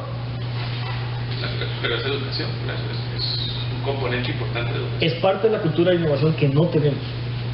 Entonces uno ve, por ejemplo, ve este tipo de eventos de innovación, por ejemplo, ve cosas como el Congreso de Competitividad e Innovación de la Cámara de Industrias, inaugurado por el presidente, y ve cosas muy interesantes ahí. Ve el tercer Congreso de Innovación de CONARE, increíblemente interesante, los startups, los casos de éxito que salen de ahí. Por ejemplo, los Protolabs de la UCR, que se creó Hay que como... reconocerle, el gobierno pasado aumentó el emprendedurismo más que todos los gobiernos anteriores y lo hizo manteniendo el desempleo juvenil bien alto. Es cierto. Bueno, eso es una manera. Es cierto, sí, es una política pública que tal vez no fue el propio, no sé. No fue el propio. Las cosas que mejor funcionan en Costa Rica son las cosas que el gobierno no hace propio. Eso no fue con culpa, como dicen los carayos. Uno ve estos carajillos jóvenes que uno le da un protolab, le da los chuchitos y le da el ecosistema, y ellos empiezan a desarrollar cosas como manos biónicas y ese tipo de cosas. Sí. Eso es lo que uno ve en China y en Corea del Sur y en Estados Unidos, y lo ve masivo. Lo vi en Singapur también, en los parques tecnológicos. Uno necesita más de estos. Este es el Fab Lab, pero son muy poquitos y muy pequeños. Es ahí donde hay que meter la plata gubernamental, en desarrollar ese tipo de cosas, porque ahí es donde está el talento. Vean la juventud de estas personas. El primer Fab Lab de Costa Rica estaba en el TEC, solo que nadie supo. Nunca salió de ahí. Yo nunca lo he visto. No sé, Nacho, ¿vos lo viste? Yo no. No, pues estuvo como 10 años ahí, es un secreto. Sí, era mío. Sí, es esto lo que debería haber uno más seguido sobre estas reuniones, ¿no? Tal vez gente haciendo contra y manualidades, que es lo que más se ve. Es que tal vez es como muy... porque es lo que uno ve. Si no ve gente que está haciendo una buena idea, una sobre tecnología, digamos, esto sobre lo que habría que empezar a cambiar. Olvídate de las artesanías y todo eso. Este es el futuro del siglo XXI. Ahí es donde tienen que ir la plata. Olvídense de esas ferias de empleo. No. Esto es lo que hay que meter la plata. Hay, pero muy poquita. Tenemos que, no sé, hacer 10 veces más de esto. Sí. Y, bueno, esta es una de las actividades del MISID. Con la cámara viendo para arriba otra vez. Este es uno de los casos de éxito, no sé si lo han visto. Este es el Centro de Innovación de Intel. Un éxito. El otro día me invitaron al Innovation Fest, el miércoles pasado, y es básicamente un Fab Lab que Intel puso ahí, y las empresas llegan y hacen cositas y están trabajando en drones, ya la fija. Establishment Labs y desarrolló innovaciones conjuntamente con Intel. Eso no lo sabía. Implanten a varios con chips. Con chips. Hay cosas muy interesantes que vimos aquí. Hubo toda una competencia y bueno, ahí están exponiendo. Esto es como el Shark Tank que hicieron al final, ¿verdad? Estaban los inversionistas ahí viendo a ver si les daba plata o no. Al final ganó uno que lo que está haciendo es un sistema de reconocimiento del ESCO. O sea, que yo pongo la cámara aquí, hablo en ESCO y produce lenguaje hablado. Reconoce las señales. Eso es increíblemente difícil. Es muy difícil de hacer, porque o sea, los gestos son muy rápidos y muy complicados. Depende de la pronunciación. El acento es complicado. Pero nada más, en LESCO, digamos, se eliminan todos los artículos, las preposiciones, toda esa cosa, solo los nombres, sujeto, o sea, y entonces hay que generar el resto a partir de ahí. Y tiene que hacerlo así, ¿verdad? Es bien complicado. Pero en fin, uno ve en Costa Rica cosas buenas, pero son incipientes y muy pequeñas. Hay que pensar más en grande. Entonces, ¿qué hay sobre las reducciones en startups? En Estados Unidos los startups crearon capital de riesgo por $84 mil millones. En China, $59 mil millones. Europa por $17 mil millones. Venture capital así de riesgo, inversores cowboy, ¿verdad? Dice, si lo pierdo, no importa. Se necesita crear jugadores dominantes. Esa es la experiencia de Estados Unidos, de China y de Corea del Sur.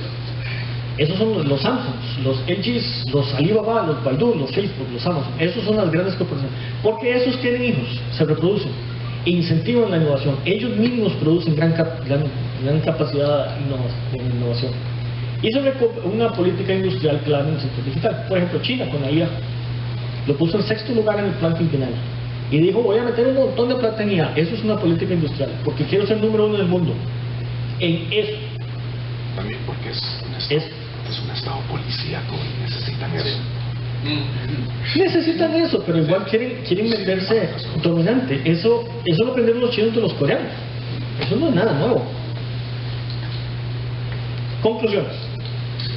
La capacidad innovadora de un país está influenciada por el PIB per cápita, el número de científicos y la inversión en I+D. Y los puse en rojo porque ahí es donde nos duele el zapato.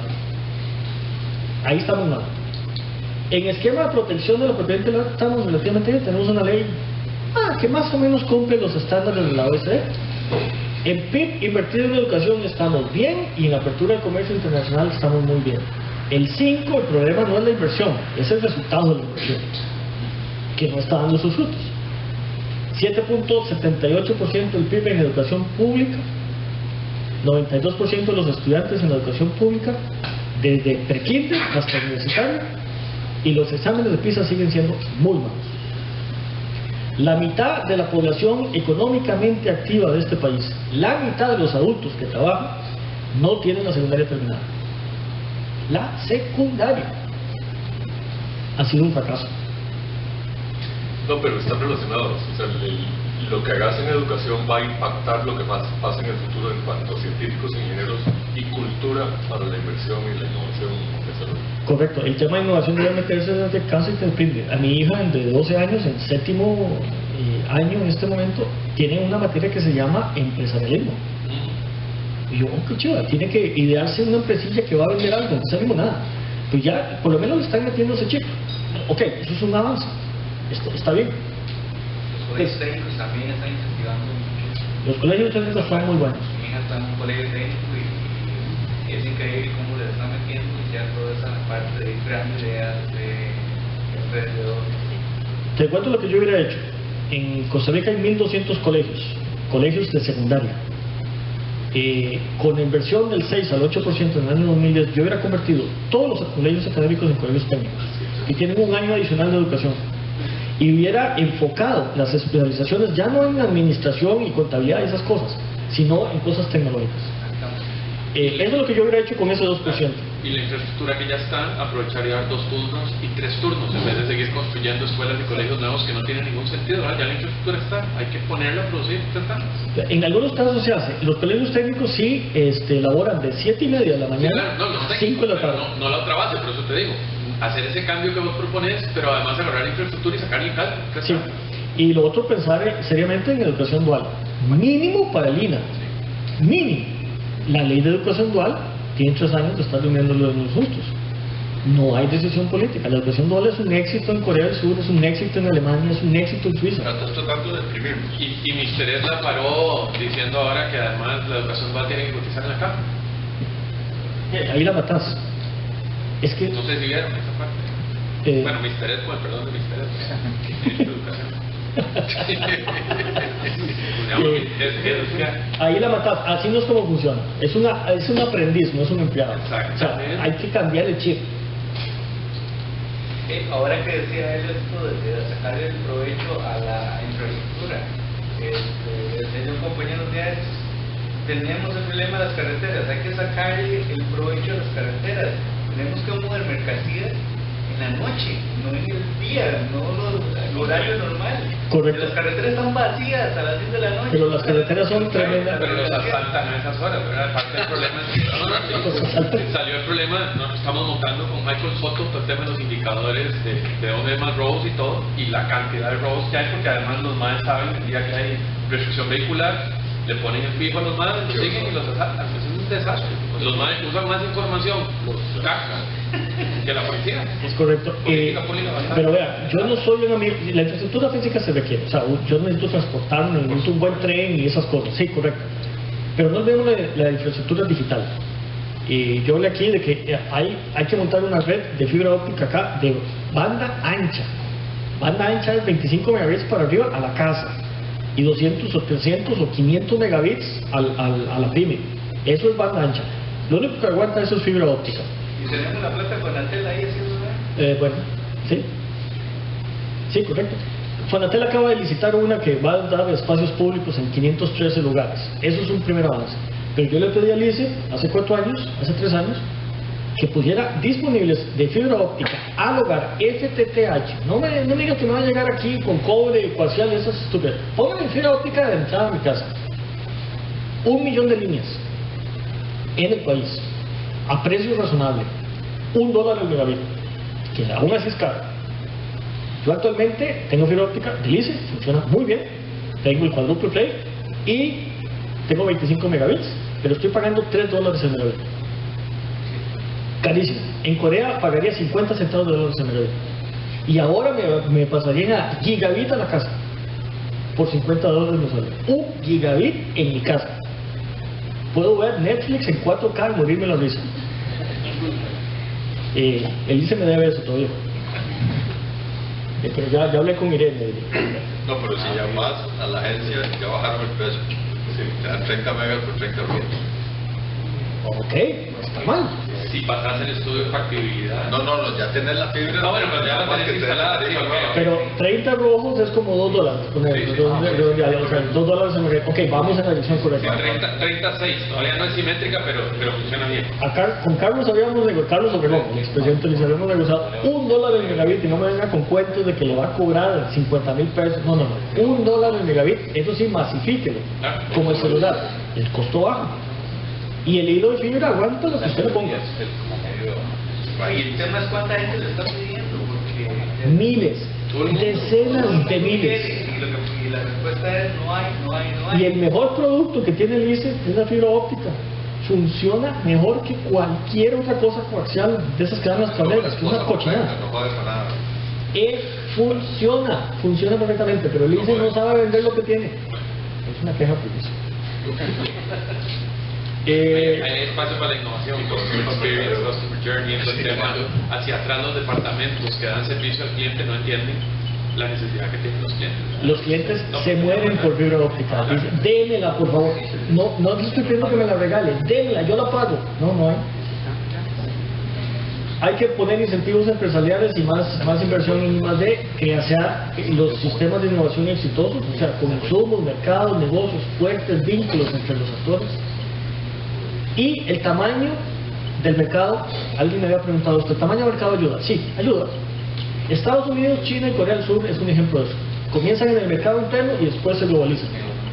Y en mercados tan grandes es una gran ventaja. Alibaba, Baidu y todo, y esos son enormes en China por el mercado, que es gigantesco. Pero también hay casos de países como Israel, Singapur y Irlanda, que no son países grandes, son más o menos del mismo tamaño de Costa Rica, que han logrado niveles de desarrollo importantes y ranking en innovación que no son mercados grandes. Entonces hay que copiar esos modelos. Sí, pero no están produciendo para el consumo interno. No, porque el mercado lo agotan. Si vos vas a hacer Internet de las cosas o 3D printing, tenés que pensar global. El modelo de innovación en Costa Rica será exitoso solo en un aumento considerable en I+D, en desarrollo de recursos humanos, centros, institutos, universidades y el clúster de investigación y desarrollo, por ejemplo en TICS, o en ciencias de la vida, o en el área aeroespacial. Y como hicieron los coreanos. Los coreanos dijeron, nos vamos a meter en el acero, nos vamos a meter en los astilleros, nos vamos a meter en semiconductores. Crearon todas las instrucciones, metieron la plata y hoy son dominantes ahí. Y resultado de eso salen empresas como Samsung y LG, dominantes en su sector de mercados. Nosotros tenemos que ver cuáles son los nuestros. Termino diciendo la cita de Vannevar Bush: el progreso tecnológico es un subproducto, un resultado natural de la investigación científica. Este señor fue el que convenció Franklin Roosevelt de hacer el proyecto Manhattan, que terminó finalmente con la guerra, y posteriormente ideó la creación del National Science Foundation de Estados Unidos, que es una de las agencias más exitosas, copiado después por la Unión Europea y todo eso.